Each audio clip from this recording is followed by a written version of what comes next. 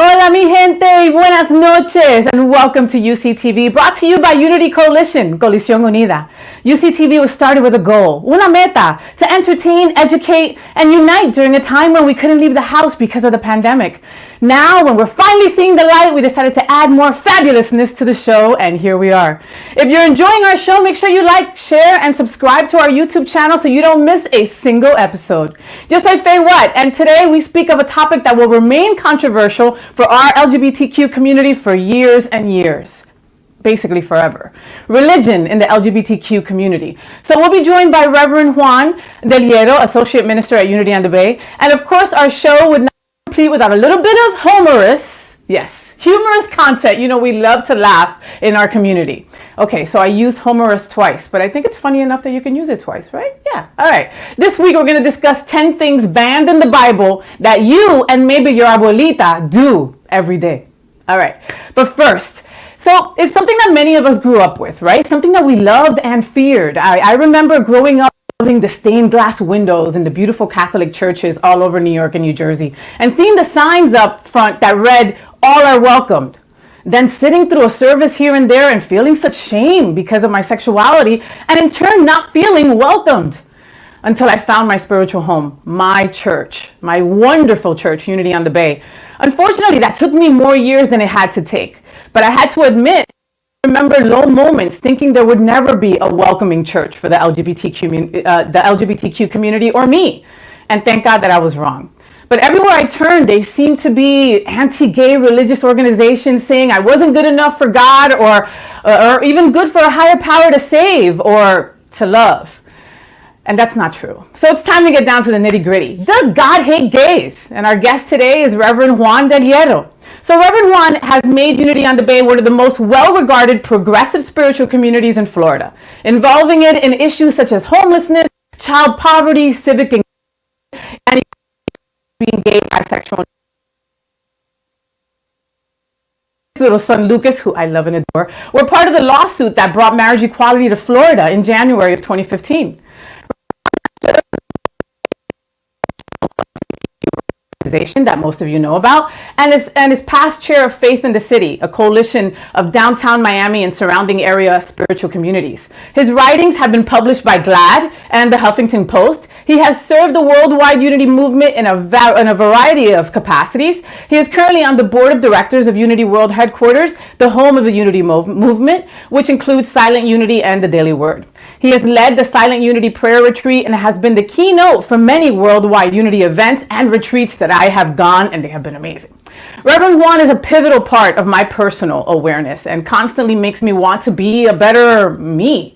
By honestly and straight up, by his example, I'm grateful to call him Reverend. I'm blessed to call him a friend, and we are all here at UCTV grateful that he is joining us today and said yes. Welcome, Reverend Juan del Hierro. Thank you, Faye. I want to add to the gratitude because I'm just feeling very blessed and grateful that you invited me to be a part of this and that we can reach more people through this opportunity to answer that one question. And I was reading something earlier today that said sometimes this word that I'm about to use doesn't need anything behind it or more explanation. So does God hate gays? The answer is no. Y ya, punto.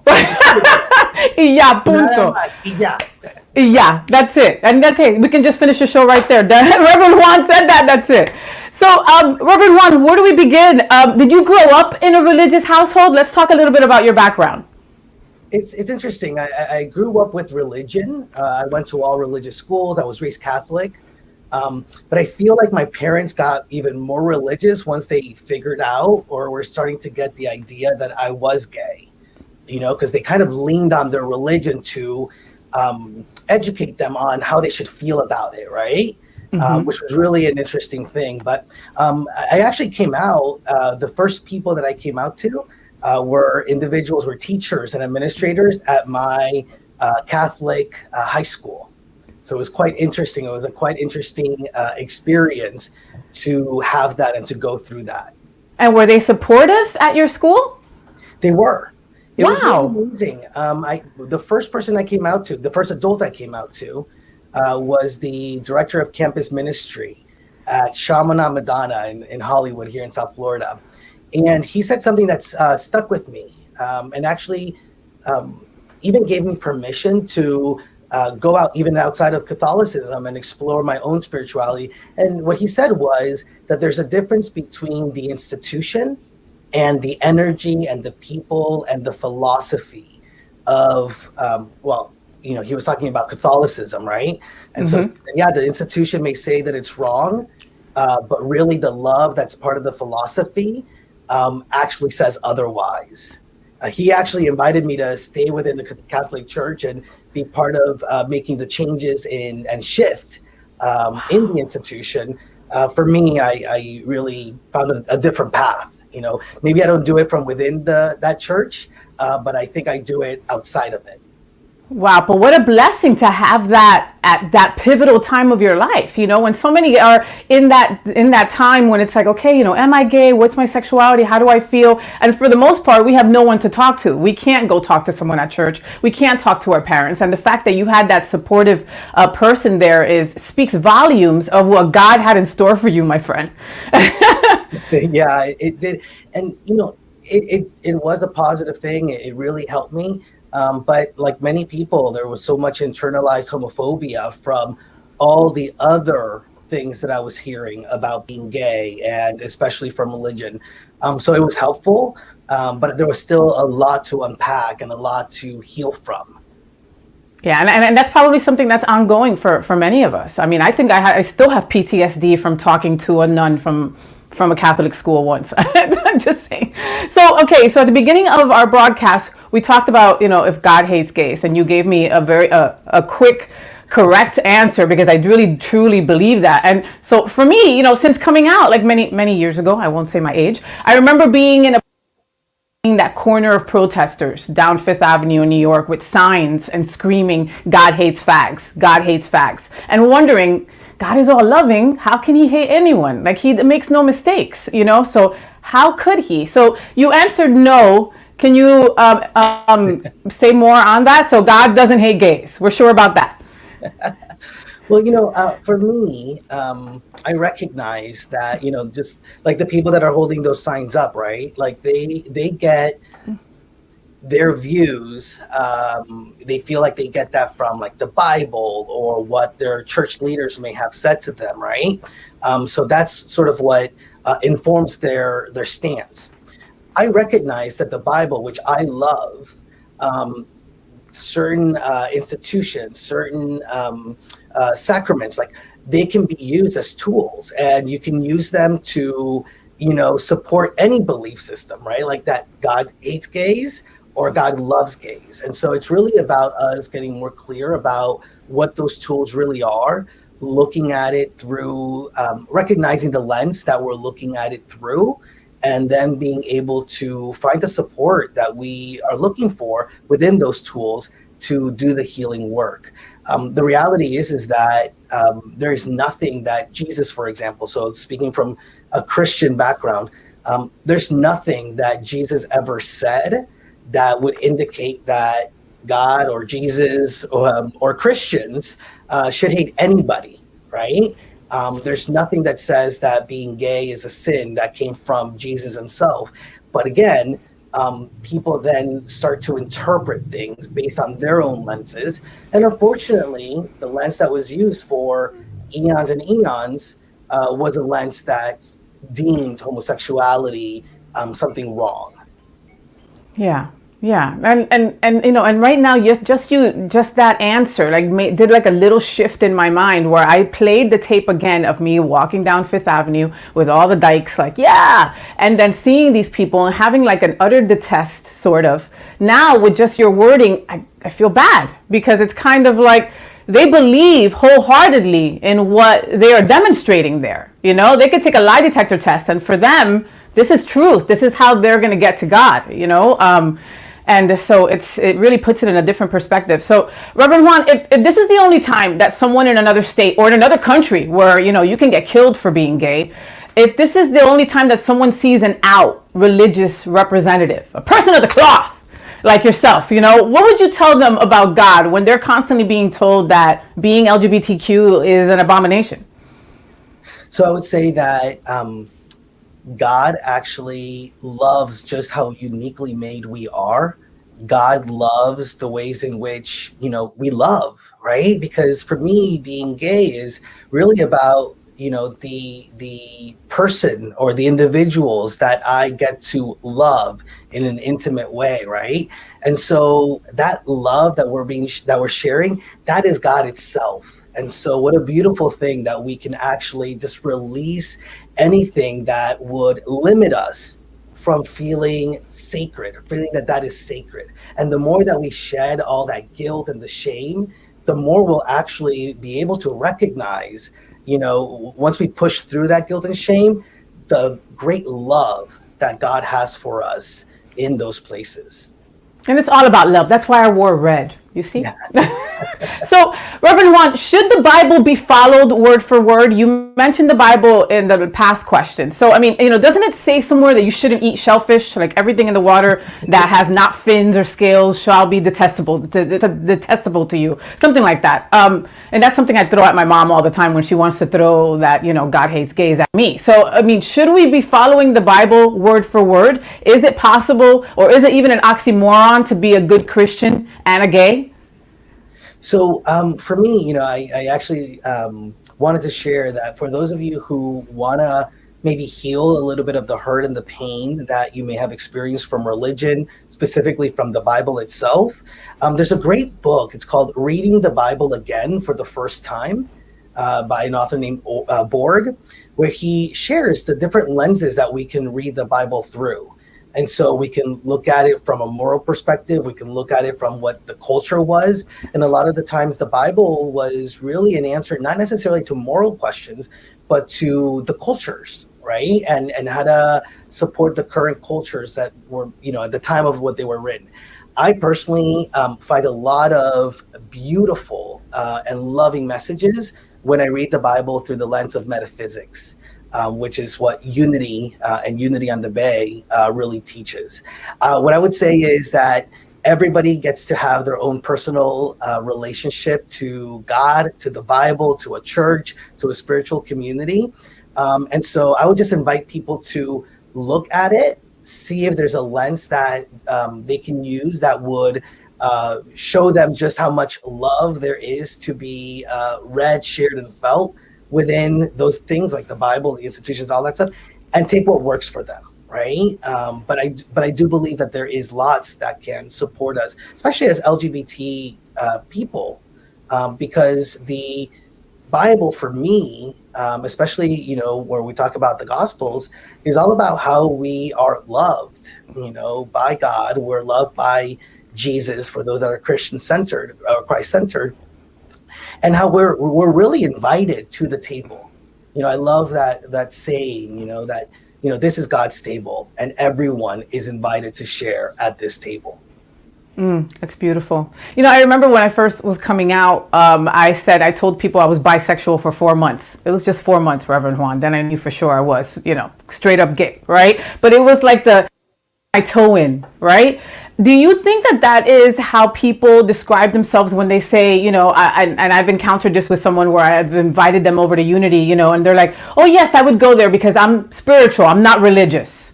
Have you heard that statement and before? And like, what does that call to you? What does that mean? I'm spiritual, but I'm not religious. Yeah. So it could mean, I totally hear that all the time. By the way, I went straight from straight to gay. That's it. No pass go, no collect 200. longing, I was in the closet long enough. Let me just fully come out. But,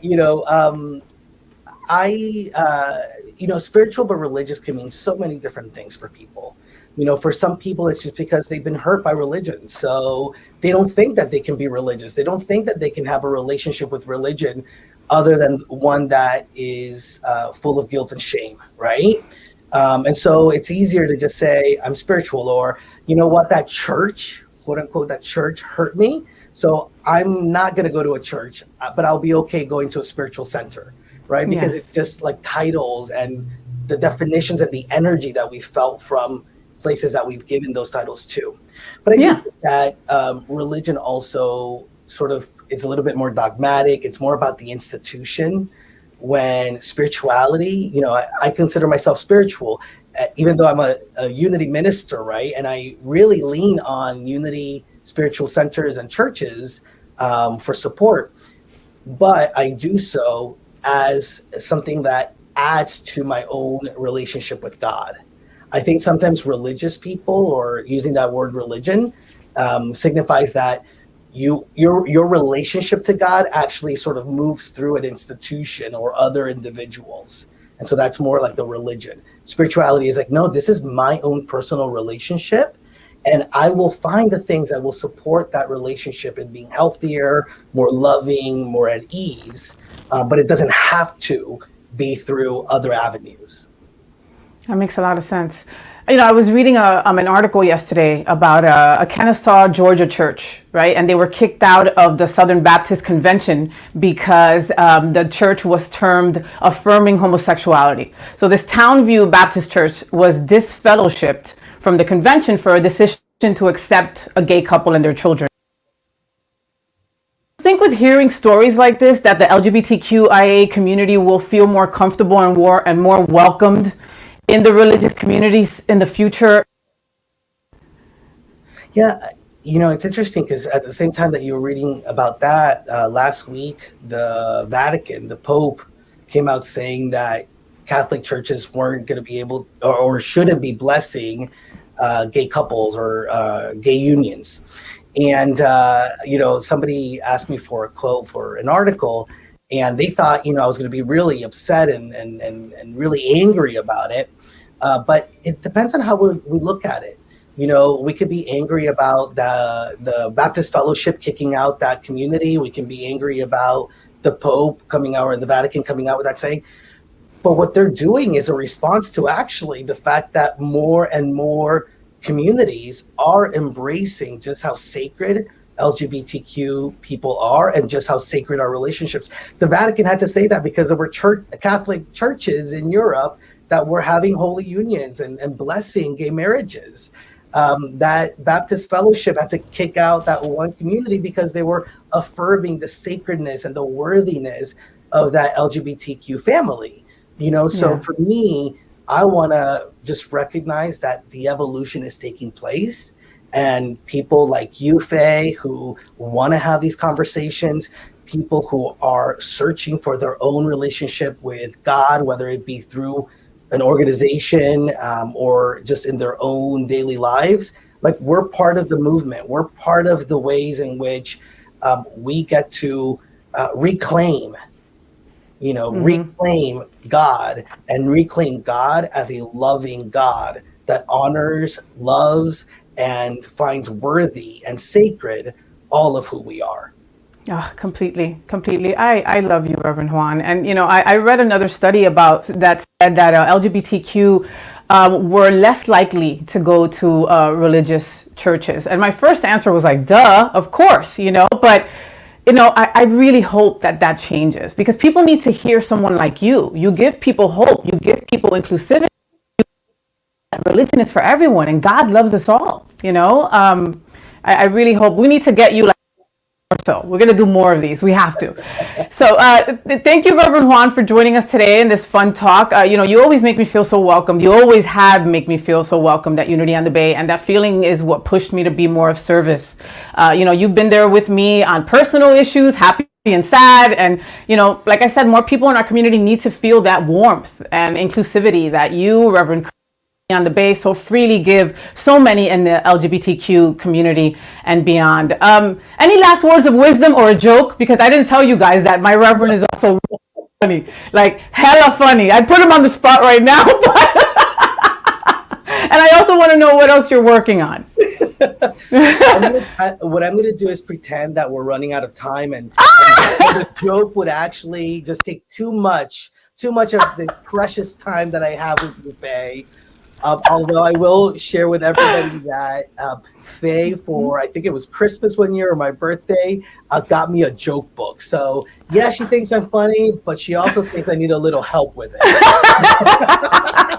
We've got to help each other, Reverend Juan, you know. Well, I just want to say, just for people to just check in with themselves. And if you do feel that hurt, that religion has caused on so many of us, there's a way of healing that hurt. And whether it's you recognizing your own personal relationship with God and just working at that, or whether it's coming to Unity on the Bay, and seeing an out proud LGBTQ minister, queer minister, speaking proudly about my family and how sacred and wonderful that kind of spiritual life is for me as a gay individual, whatever that may be. I also just, I'm really excited because even in the Unity movement, we continue to look and see, if there's a hurt, how can we support the healing? And so there is a workshop that is taking place on Thursday, April 29th, called Liberating Your Divine Identity. And it's going to be a couple of queer Unity ministers who are putting together this workshop and just being part of the healing process for each of us. And you can find more information about that at Unity on the Bay's website, unityonthebay.org.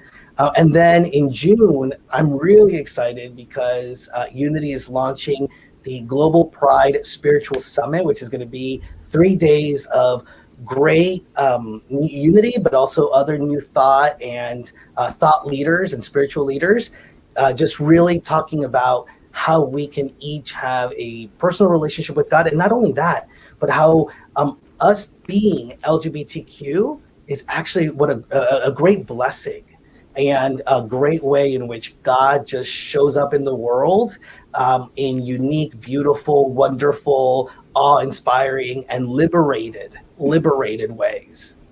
I love it. I love it. And again, you can get all the information to these workshops and anything else that Reverend Juan is in something, and he's always representing our LGBTQ community in such a vast, wonderful way. You can check all that out at unityonthebay.org. And Reverend Juan, thank you for always representing us. Thank you for always being out there and having no time to yourself, but saying, hey, Tom, sorry, gonna go facilitate another thing. Sorry about that, dude. God, I don't know where you find the time and the energy, but thank God that you do, because we need more of that. And for all our LGBTQ people watching, there's a place for us. Religion is, and it's a very finicky slope. It's very difficult, especially with things that we've grown up with. But there's a place for us to go. There's unities all over the country, but my favorite and the best is Unity on the Bay. But anyway, not the point. There is a place for you. So please seek it out. I mean, my life has become so much more calmer since I found my spiritual family. It's just like things don't get me in the LGBTQ community. We're always so high strung and full of chaos, and there's drama, and there's this and there's that. We need that disconnect. It's not all about champagne brunches and getting messed up. It's really about coming together and feeling the love that our God has for us. So Reverend Juan, thank you. We will be having you back on the show, so expect that. I love you, Faye. Thank you so much. And what a great time to be. Anytime I can connect with you and those that are watching is time well spent. Thank you very much, Reverend Juan. Wow, that was a great interview. I love him. He's so great. We've been blessed by the incredible guests that we've had on UCTV, and we've only been around a short time, so we would definitely have to put that on our gratitude list for today. So I want to remind you all that UCTV could not be possible without Unity Coalition, Coalición Unida. Coalición Unida, representing Latinx, Hispanic, and Indigenous LGBTQ leadership in pride and equality, education, and empowerment since 2002. So take our online survey and tell us how we're doing, what we can do better, and what you want to see for 2021. You will qualify to win some really cool vintage swag. So, realiza nuestra encuesta en línea. Dinos cómo estamos haciendo, cómo mejorar y lo que quieren ver como programación en este nuevo año. Calificarás para ganar un regalito de UCTV. So, go check it out at unitycoalition.org. Siempre ayudando a nuestra comunidad. Now, I want to also remind you guys about Unity Coalition, Coalición Unida's Micro-Giving Incubator Fund. It's about community building, startup support, and hope. Micro-giving is most often thought of as the charitable donation of small increments of money from a single donor to a specific recipient. But over the last decade, and especially the last year, this giving option has grown and evolved to include a variety of needs, ideas, resources, and funding opportunities. Unity Coalition, Coalición Unida, trae microgiving a la comunidad LGBTQ del sur de la Florida, con un enfoque en lo que las personas necesitan ahora mismo y la oportunidad de ayudarlo a estar un paso más cerca de la estabilidad, la prosperidad, la devolución y el cumplimiento de sus sueños. Go check out all that information at unitycoalition.org. And now it is time for our funny fun segment. This is my happy dance. This is my happy dance. You can join along and do a happy dance too. All right. So, going with today's theme, 10 things banned in the Bible that you and maybe your abuelita are doing. So hold on to your Bibles, people, all right? Number 1, round haircuts. Yes, see you in hell, Beatles. Or the kids that during quarantine were cutting their hair with the bows on their head. Yes, okay. Surfer cuts. Tampoco. Butt cuts, yes, those cuts are actually called butt cuts, okay? So according to Leviticus 19 verse 27, it reads, "You shall not round off to the side growth of your head, nor harm the edges of your beard." Bears are like up in arms right now. What am I supposed to do with my beard, right? So you cannot have the round haircut or the round beard, according to the Bible. Well, maybe your abuela's not doing that one, but you got the gist, right? Número 2, football. So at least the pure version of the football, where you play with the pigskin. Well, the modern synthetic footballs are ugly and slippery anyways. But Leviticus 11 verse 8, which is discussing pigs, reads, "You shall not eat of the flesh, nor touch their carcasses. They are unclean to you." I don't know. You say carcasses, you say unclean. I think Tom Brady. That's just me. Sorry. Número 3, fortune telling. Yes, so before you call those 900 numbers, does anybody call those 900 numbers anymore? I think you just do it on the phone, right? On your computer. Well, so if you read your horoscope, I love that, right? I used to love Walter Mercado. I used to love all that stuff, right? So if you like to read a horoscope or crack open a fortune cookie, realize that you're in huge trouble and you might not go to heaven. Because according to Leviticus 19 verse 31, it reads, "Do not turn to mediums or spiritists. Do not seek them out to be defiled by them. I am the Lord your God." The penalty for that? Well, check Leviticus 20 verse 6. "As for the person who turns to mediums to play the harlot after them, I will also set my face against that person and will cut him off from among his people." Seems like a lifetime of exile. It's a pretty harsh penalty for talking to Miss Cleo once or twice, right? Number 4, tatuajes. Tattoos. No tattoos. Leviticus, I'm not really happy with the book of Leviticus today. Anyway, Leviticus 19 verse 28 reads, "You shall not make any cuts in your body for the dead, nor make any tattoo marks on yourselves. I am the Lord." So not even a little butterfly on your ankle or thug life across your abdomen, or even fittingly enough, a cross or a Chinese symbol that you might or might not have gotten drunk. Number 6, polyester. Ugh, I hate polyester. Polyester or any other fabric blend. Okay, the Bible doesn't want you to wear polyester, and I don't want you to wear polyester. Please don't wear polyester. Anyway, not just because it looks cheap, it's also sinfully unnatural. Leviticus again, 19 verse 19 reads, "You are to keep my statutes. You shall not breed together two kinds of your cattle. You shall not sow your field with two kinds of seed, nor wear a garment upon you of two kinds of material mixed together." So check the tag on your shirt right now. You didn't realize that you were sort of sinning right now at this exact time, and your abuela probably too. Esa bata de casa is probably made of two fabrics, para que lo sepa. Number 7, the D word, divorce. The Bible is very clear on this one. No divorcing. You can't do it, because when you marry someone, according to Mark 10, verse 8, you are no longer two, but one flesh. Got to talk to my wife about that. And Mark 10, verse 9 reads, "What therefore God has joined together, let no man separate." Mark gets even more hardcore about it a few verses later in Mark 10, verses 11 and 12. And he said to them, whoever divorces his wife and marries another woman commits adultery against her. And if she herself divorces her husband and marries another man, she is committing adultery as well. It's a tough one, right? Number 8, letting people without testicles into church. Yes, you heard me right. You don't have to adjust your screen. Whether you've been castrated or lost 1 or 2 balls to cancer, it isn't important. The Bible says that you don't get to pray with us. All right? Deuteronomy 23 verse 1 reads, this is the God's Word translation, which spells it out a little better. A man whose testicles are crushed or whose penis is cut off may never join the assembly of the Lord. Just take that in. And the next verse says that if you don't know who your daddy is, you can't come to church or synagogue either. Deuteronomy 23 verse 2 reads, no one of illegitimate birth shall enter the assembly of the Lord. None of his descendants, even to the 10th generation, shall enter the assembly of the Lord. Does that make any sense to you guys?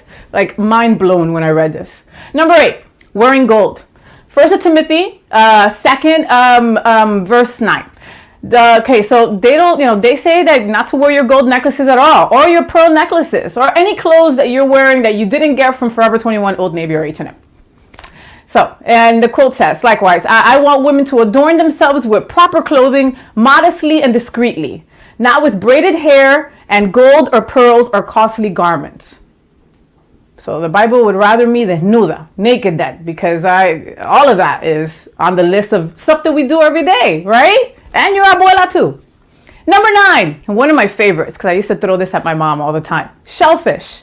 So Leviticus 11 verse 10 reads, but whatever is in the seas and in the rivers that does not have fins and scales, among all the teeming life of the water and among all the living creatures that are in the water, they are detestable things to you.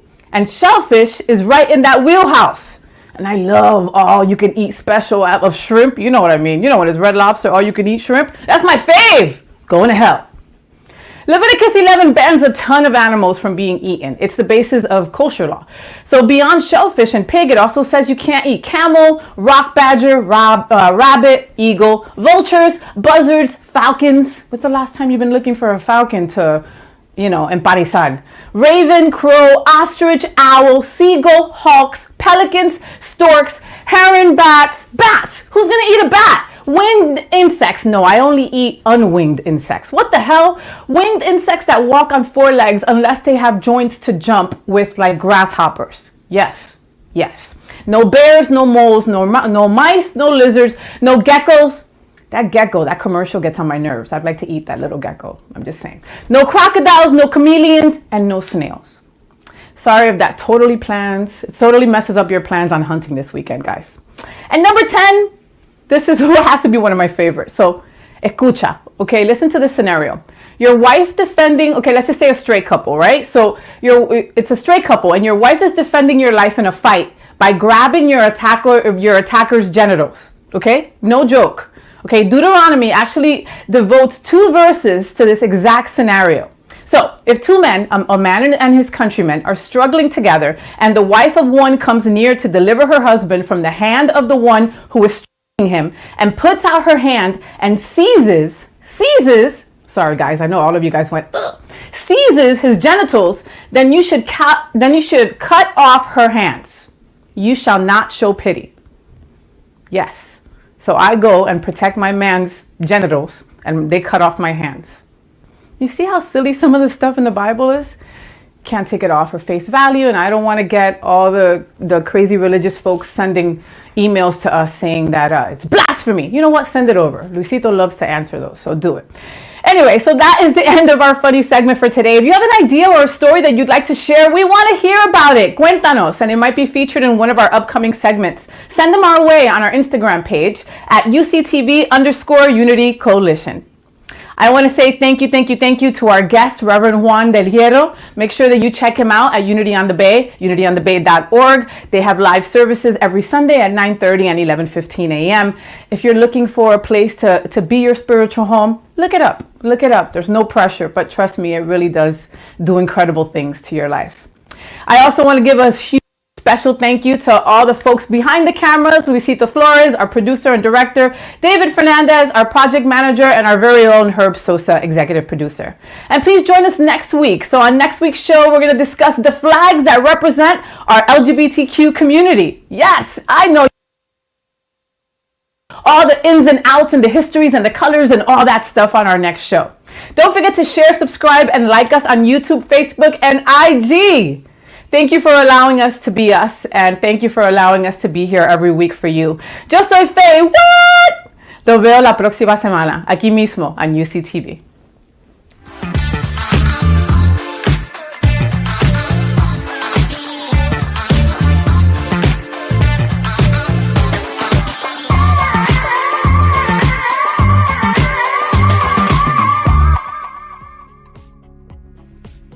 Unity Coalition, Coalition Unida, is advancing equality and fairness for the Hispanic and Indigenous LGBTQ community through education, leadership, and resources since 2002. UCTV, our weekly online show, bringing you all the best of our organization, the LGBTQ plus community, and our allies. Celebrate Orgullo is Florida's Hispanic and Indigenous Pride Festival. 15 días llenos de arte, cultura, comunidad, música y mucho más. Every October, Celebrate Orgullo. Unity and diversity. Elevate. A day of workshops, tools, and being nicer to yourself, each other, and the planet. Hey, what are you doing? I'm being nicer to you, Houston. And the planet. And the planet. Every year, we celebrate our Trans Art Conference and Art Lab Gallery for the trans and non-binary community. all inclusive. Our Microgiving Incubator Fund provides funding and mentoring for startup businesses and continued education to help you achieve your goals. Giving back. Not only do we support our community in South Florida, we also do work in Colombia and into South America. Con recursos comunitarios, mucha ayuda, educación para nuestra comunidad más vulnerable, estamos también dando equipos de bioseguridad, pero sobre todo mucho amor. Unity Coalition, Coalición Unida, es tu organización for the Latinx, Hispanic, Indigenous, and LGBTQ communities. For more information, go to unitycoalition.org. That's unitycoalition.org.